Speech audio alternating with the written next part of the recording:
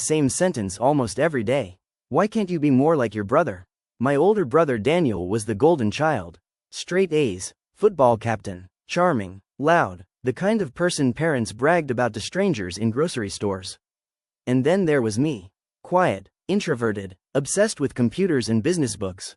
I spent most of high school in my room building little websites while my family joked that I was practicing unemployment. At every family dinner, my dad found a way to embarrass me. Daniel got a scholarship? See? That's real success. I made money freelancing online at 17? That's not a real job.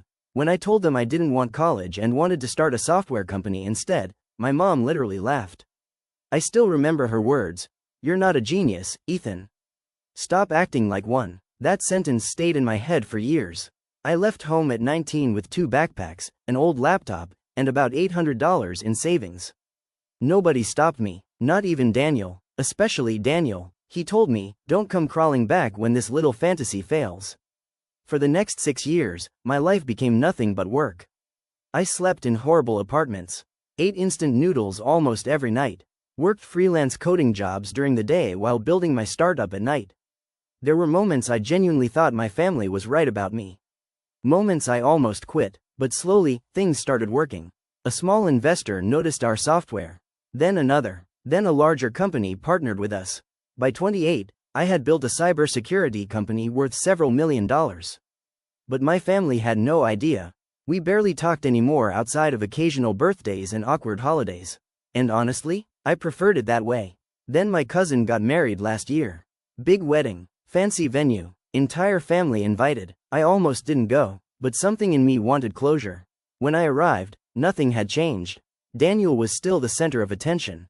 My parents still acted like I was invisible. At one point during dinner, my dad started telling people about Daniel's promotion at work. Then he looked at me and laughed. And Ethan still does, whatever it is he does online. The whole table chuckled politely. I felt 16 again for a second.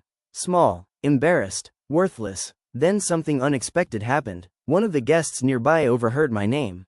He stared at me for a second and said, "Wait, you're Ethan Carter?" I nodded slowly. The man immediately stood up. "Oh my God, my company uses your cybersecurity software. You saved us after a ransomware attack last year." The entire table went silent. My dad blinked. Daniel stopped smiling. The man kept talking. "Honestly, your company is incredible. Didn't you guys just get valued around $40 million? I wanted the floor to swallow me. Not because I was ashamed. Because suddenly everyone at that table looked at me differently. Like now I finally mattered. My mom literally whispered, "40 million? And for the first time in my life, I realized something. They never respected character. They respected status. The rest of the night felt surreal. My dad suddenly wanted to ask business questions. Daniel kept trying to joke with me. Even relatives who ignored me for years suddenly acted warm. But the strangest moment came near the end of the wedding. My father pulled me aside quietly and said, "You know, we always believed in you." I just stared at him. Because no, they didn't, and we both knew it.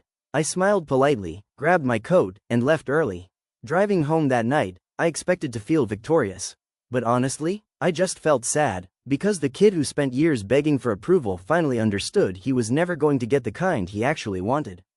Not unconditional love, not pride, just respect attached to success. And somehow, that realization hurt more than all the insults combined.